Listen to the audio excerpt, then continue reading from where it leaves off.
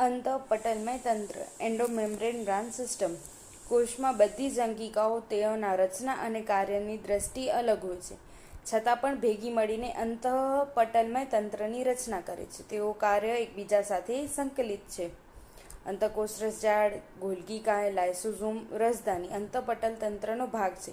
અંતે રસલાઈ એ ભાગ માનવામાં આવે છે, જ્યારે કણા પેરોહરી એ અંતઃપટલમય તંત્રનો ભાગ નથી. કણાભસૂત્ર, હરિતકણ અને પેરોક્સિઝમ એ તંત્રનો ભાગ નથી. અંતઃકોષરસ ઝાડ. સુકોષ કેન્દ્રી કોષોમાં સમગ્ર કોષરસમાં પથરાયેલી નાની નલિકામય સંરચનાને અંતઃકોષરસ ઝાડ છે. તે બે ભાગમાં વિભાજિત છે, આરઈઆર અને એસઈઆર. અંતઃકોષરસ ઝાડ બાહ્ય સપાટી પર રિબોઝોમ ગોઠવાયેલા હોય છે, તો તેને ખરબચડી કણિકામય અંતઃકોષરસ ઝાડ કહે છે.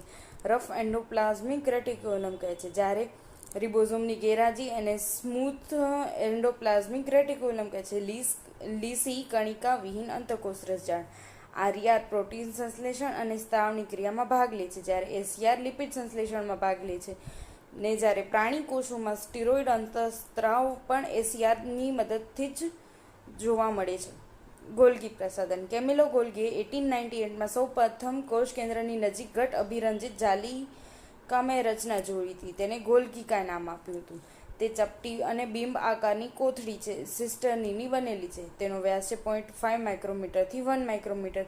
આ બધી નલિકાઓ એકબીજા સાથે સમાંતર થપ્પી સ્વરૂપે ગોઠવાયેલી છે. ગોલ્ગી સિસ્ટર્નની કોષ કેન્દ્રની નજીક સંકેન્દ્રિત નિર્માણકારી બહિર્ગોળ શીશ ધરાવે છે અને પરિપક્વ સપાટી તરફ ટ્રાન્સ ધરાવે છે, અંતર્ગોળ ટ્રાન્સ ધરાવે છે. ગોલ્ગીકાયનું મુખ્ય કાર્ય એ છે કે કોષની બહાર તરફ સ્ત્રાવ પામતા કોષાંતરીય લક્ષણો સુધી પહોંચાડવા અને પેકેજિંગ દ્રવ્યનું ઈઆર પુટિકા સ્વરૂપે ગોલ્ગીકાયના શીર્ષ છેડાથી થઈને પરિપક્વ છેડા તરફ ગતિ કરાવી. ગોલ્ગી પ્રસાધન અંતઃકોષરસ ઝાડ સાથે ગાઢ સંપર્કમાં હોય છે. પ્રોટીન સંશ્લેષણમાં આરઈઆર અંતઃકોષરસ ઝાડ સપાટી પર હોય છે. ગોલ્ગીકાયનું મુખ્ય કાર્ય છે ગ્લાયકોપ્રોટીન અને ગ્લાયકોલિપિડનું નિર્માણ કરવું. લાયસોઝામ. આ પટલમય પુટિકીય સંરચના છે, જે પેકેજિંગ ક્રિયા દ્વારા ગોલ્ગી પ્રસાધનમાંથી નિર્માણ પામે છે. લાયસોઝાઇમ પુટિકાઓમાં બધા જ પ્રકારના હાઇડ્રોલાઇટિક ઉત્સેચકો આવેલા છે. હાઇડ્રોલાઇટિક ઉત્સેચકો જેવા કે લાઇપેઝ, પ્રોટીએઝ, કાર્બોહાઇડ્રેટ્સ, ન્યુક્લિયેઝ, જે ઇષ્ટતમ પીએચમાં સાર્વત્રિક રીતે સક્રિય હોય છે. આ ઉત્સેચકો અનુક્રમે લિપિડ, પ્રોટીન, કાર્બોદિત અને ન્યુક્લિક એસિડના પાચનમાં સક્ષમ છે. રસધાની વેક્યુલ.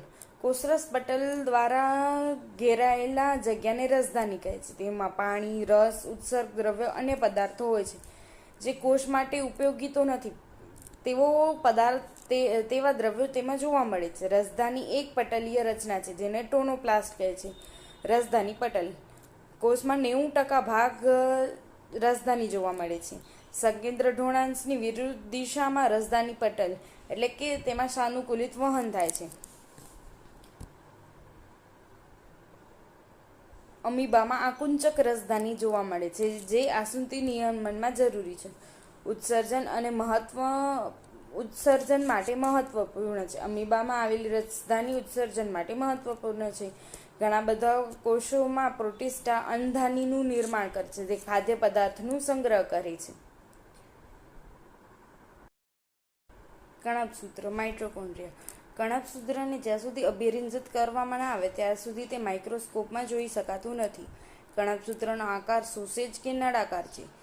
0.2 to 1 માઇક્રોમીટર વ્યાસ ધરાવે છે અને 1 થી 4.1 માઇક્રોમીટર લંબાઈ ધરાવે છે. આ કણાભસૂત્રનું બાહ્ય પટલ છે. આ અંતઃપટલ છે. આ આધારક છે. આ ક્રિસ્ટી છે અને આ આંતરપટલ અવકાશ જોવા મળે છે. દરેક કણાભસૂત્ર બેવડી પટલમય રચના છે. બાહ્ય પટલ અને અંતઃપટલ બાહ્ય કક્ષક કે અંતઃકક્ષકમાં વિભાજિત છે. અંતઃકક્ષકને આધારક કહે છે. અંતઃપટલના આધારક બાજુથી અનેક પ્રવર્ધો નીકળે છે, જેને ક્રિસ્ટી કહે છે. ક્રિસ્ટી તેના સપાટીય ક્ષેત્રમાં વધારો કરે છે. અને વિશિષ્ટ ઉત્સેચકો જોવા મળે છે. કણાભસૂત્રનું જારક શ્વસન માટેનું કાર્ય કરે છે. જારક શ્વસન માટેનું સ્થાન છે. એટીપી સ્વરૂપે કોષીય શક્તિ ઉત્પન્ન કરે છે. કણાભસૂત્ર કોષનું શક્તિઘર કહે છે. કણાભસૂત્રમાં આધારક એક વલયાકાર ડીએનએ, થોડા ઘણા આરએનએના અણુ અને રિબોઝોમ 70S અને પ્રોટીન સંશ્લેષણ આવશ્યક ઘટકો આવેલા છે. કણાભસૂત્ર દ્વિભાજન દ્વારા વિભાજન થાય છે. રંજકકણ પ્લાસ્ટિડ્સ. રંજકકણ બધા જ વનસ્પતિ યુગ્લિનોઇડ્સમાં જોવા મળે છે. તેઓના આકાર મોટા હોવાથી તે સૂક્ષ્મદર્શક યંત્રમાં સરળતાથી જોવા મળે છે.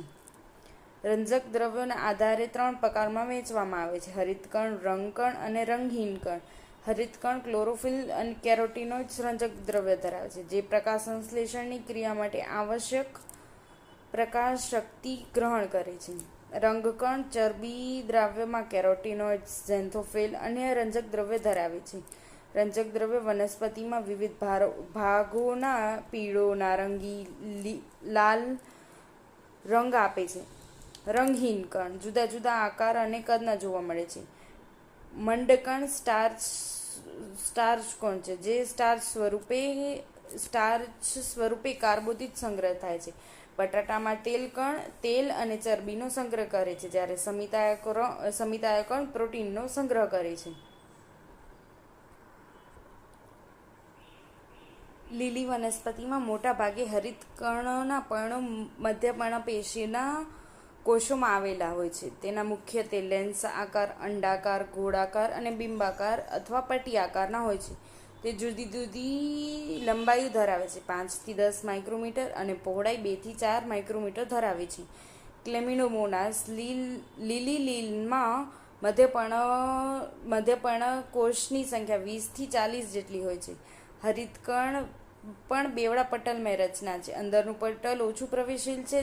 હરિતકણના અંદરના પટલમાં ઘેરાયેલ અંત અવકાશને સ્ટોમા કહે છે, એટલે કે આધારક કહે છે. સ્ટોમા ચપટા પટલયુક્ત કોથળી જેવી સંરચના જોવા મળે છે, જેને થાઇલેકોઇડ કહે છે. થાઇલેકોઇડ સિક્કાની થપ્પી માફક ગોઠવાયેલી હોય છે, જેને ગ્રેના કહે છે. ગ્રેના કે આંતરગ્રેનમ થાઇલેકોઇડ કહે છે. જુદા જુદા ગ્રેનામાં થાઇલેકોઇડ્સ જોડે છે, જેને આંતરગ્રેનમ પટલ કહે છે. હરિતકણમાં આવેલા સ્ટોમા કાર્બોદિત અને પ્રોટીન સંશ્લેષણ માટે ઉત્સેચકો ધરાવે છે. નાનું બેવડી શૃંખલાયુક્ત વલયાકાર ડીએનએ અને રિબોઝોમ પણ ધરાવે છે. થાઇલેકોઇડમાં ક્લોરોફિલ રંજક દ્રવ્યો આવેલા હોય છે. જે હરિતકણમાં આવેલા હોય છે તે 70S છે, જ્યારે રિબોઝોમ 80S કરતાં નાના હોય છે. આ બાહ્યપટલ, અંતઃપટલ, ગ્રેનમ, થાઇલેકોઇડ અને આંતરગ્રેનમ પટલ છે, અને જે આધારક સ્ટ્રોમા છે. રિબોઝોમ્સ.